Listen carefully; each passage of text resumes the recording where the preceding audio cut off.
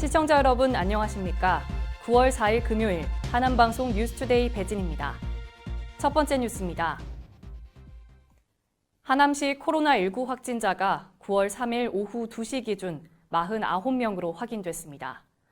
지난 8월 28일에는 하남시 햇살병원에 입원 중이던 환자가 확진 판정을 받았고 접촉자 164명 중 1명이 확진 판정을 받았습니다. 하남시는 지난주부터 일일 평균 2명의 확진자가 발생하고 있습니다. 하남시는 격상된 사회적 거리두기 시행에 따른 방역수칙을 철저히 지켜달라고 당부했습니다. 또한 청사 방역을 강화하기 위해 지난 8월 28일부터 하남시청을 방문하는 민원인을 대상으로 시청 대회의실에서 민원 상담을 처리하고 있습니다.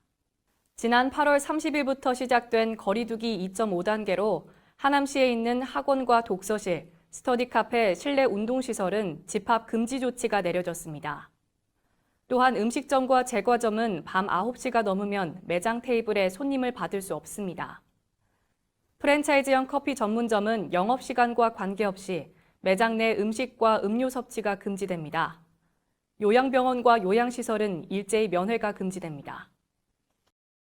하남도시공사가 3기 신도시 교산 공공주택지구 보상 대상자를 위해 보상상담센터를 운영합니다.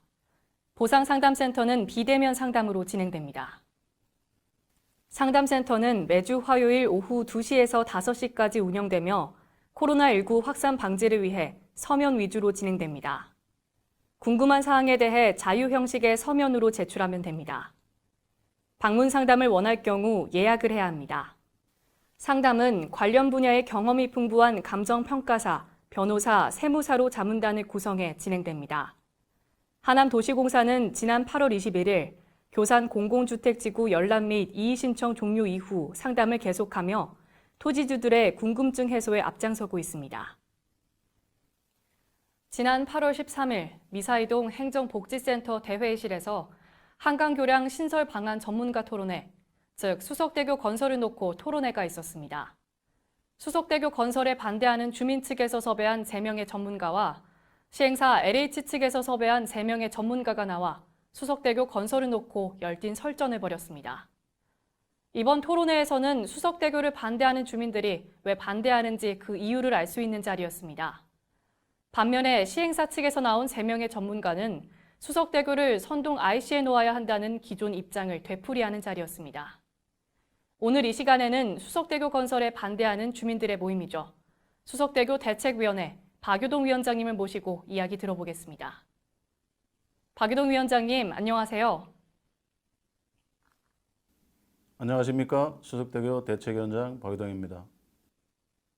지난 2018년 3기 신도시 남양주 왕숙지구의 교통정책으로 제안된 수석대교는 당시 미사강변 주민들의 거센 반발을 샀습니다. 그 이후 지금까지 지속적인 반대 운동을 펼쳐오고 계시는데요. 수석대교를 반대하는 이유가 무엇인지 궁금합니다. 하남미사강변도시는 기반시설, 특히 대중교통의 유치와 도로마저 확보되지 않은 사항입니다. 현재 미사강변도로는 왕복 4차로입니다. 왕복 4차로로는 수석대교 건설 시 교통량을 감당할 수 없습니다. 그렇기 때문에 수석대교 건설을 반대합니다. 또한 현재 선동 IC는 미사가 개발되기 전에 토끼구를 인구 13만의 미사강변도시 주민들이 출퇴근 시 사용하고 있습니다. 현재도 선동 IC는 출퇴근 시 교통체증이 심한데 남양주 왕숙지구와 다산 지역에서 합세하면 하남미사 강변도시는 모든 지역이 주차장이 되는 것은 불보듯 뻔합니다.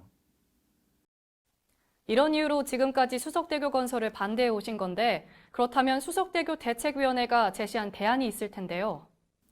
우리가 제안한 대안은 여러 가지가 있습니다. 간병북로와 올림픽대로 확장이 우선이고 그 후에 다리 건설을 진행하라는 것입니다. 하지만 우리가 제시한 대안이 관철된다 하더라도 수석대교 위치는 반드시 조정되어야 합니다. 이 모든 것을 종합해보면 선동 IC만을 피해서 대교를 건설했으면 좋겠다고 지속적으로 주장한 겁니다. 하지만 더 근본적인 의견은 수석대교를 건설하지 않아야 한다는 게 확고한 입장입니다. 네, 지금까지 수석대교 대책위원회 박유동 위원장이었습니다.